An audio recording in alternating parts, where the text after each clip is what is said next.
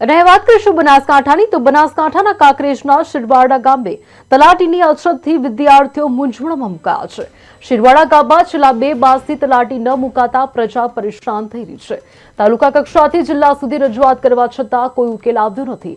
સ્થાનિકો અને વિદ્યાર્થીઓ ત્રાહિમામ પોકારી ઉઠ્યા છે, ત્યારે જિલ્લા વિકાસ અધિકારી તથા તાલુકા વિકાસ અધિકારી કામગીરીના કરતા હોવાના પણ આક્ષેપો સામે આવ્યા। સ્થાનિકોએ સીએમઓ અને પીએમઓને ટ્વીટ કરીને આ અંગે જાણકારી આપી છે। શિરવાડા ગામમાં છેલ્લા 2 મહિનાથી તલાટી છે જ નહીં, પોસ્ટિંગ જ આપતા નથી ગતું તાલુકામાંથી। તો હવે મારે ઈડબ્લ્યુએસ રિન્યુ કરાવવું છે, તલાટીના સિક્કા વગર ઈડબ્લ્યુએસ રિન્યુ થતું નથી। 10 છોકરા ગયા એવા મારી સાથે મારા વિદ્યાર્થી મિત્રો પણ સાથે સાથે છે, તો એમને ક્યાં જવાનું? ઘરની આ કારણે કોઈ પણ તલાટી વગર કશું ગ્રામ પંચાયતનું કામ થતું નથી, તો તલાટી આપવા વિનંતી। સતત શિરવાડામાં જે તલાટીના જે લોચા ચાલી રહ્યા છે એને પૂર્ણ કરવા અમે નમ્ર વિનંતી કરીએ છીએ। જે ઈડબ્લ્યુએસના દાખલા જોઈએ એના માટે જે સહી સિક્કા કરાવવાના હોય છે એના માટે અમારે ક્યાં ધક્કા ખાવા? જે આપ સરકાર વતી અમને વિનંતી કરીએ છીએ કે આપ જે અમારી રજૂઆત છે એને પૂર્ણ કરો અને ગામમાં તલાટીને મૂકો। અમે વારંવાર રજૂઆતો ટીડીઓ સાહેબ અને ડીડીઓ સાહેબશ્રીને કરી છે અને તેમ છતાં ટ્વીટ પણ કરેલું છે સીએમઓ ભૂપેન્દ્રભાઈ પટેલ અને બચુભાઈ ખાબડને, છતાં પણ અમારા તલાટી મોકલવામાં આવ્યો નથી હજુ સુધી।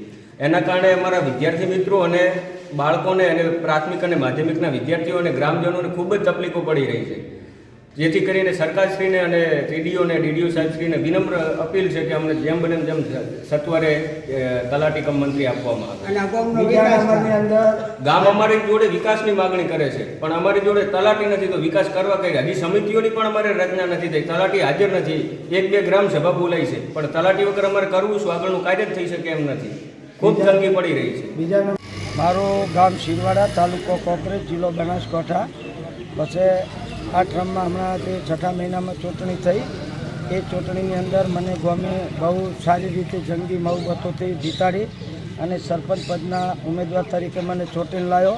પણ ચૂંટીને આવ્યા પછી હું તલાટીની ગાડ માટે 2 થી 3 વખત ઓફિસે ગયો અઠવાડિયાની અંદર।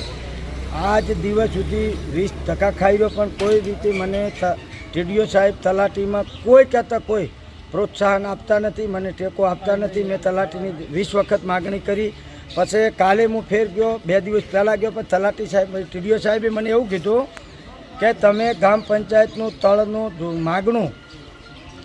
માગણું છે એ જુદું પાડી આલો અને બધું આકારની જુદી પાડી આલો, તો તમને કદાચ તલાટી મળે। તો ટીડીઓ સાહેબનો કોઈ એવો અધિકાર આવતો નથી કે ગામનું તળ જુદું પાડવાનો અને માગણું જુદું પાડવાનો। આ પોતાને કયા કારણે કયા અધિકારથી કહેવું પડ્યું છે? મારા છોકરાઓને શિષ્યવૃત્તિનો દાખલા ઘટાડવા છે, ગામને જરૂર છે।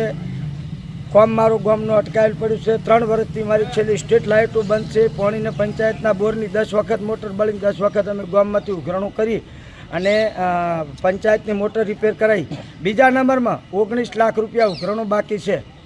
હું તલાટીની વારંવાર રજૂઆત કરતાં મને ટીડીઓ સાહેબ તલાટીનું કોઈ ધ્યાન દોરતા નથી। પછી હું ડીડીઓ સાહેબ પાસે ગયો, ડીડીઓએ કીધું કે તમે તલાટી શિવરીને એમ કહો કે તમે રિપોર્ટ આપો તો હું તમને તલાટી આપું। તો રિપોર્ટની 2 વખત મેં માગણી કરી, તો તલાટી મને કોઈ ટીડીઓ સાહેબે તલાટીની કોઈ કહેતા કોઈ ભલામણ કરી નથી કે કોઈ મને માગણું જુદું, ખાલી માગણું જુદું કરવાની વાત કરે છે, બાકી તલાટી આપવાનો કોઈ મને ટીડીઓ સાહેબ સહકાર આપતા નથી।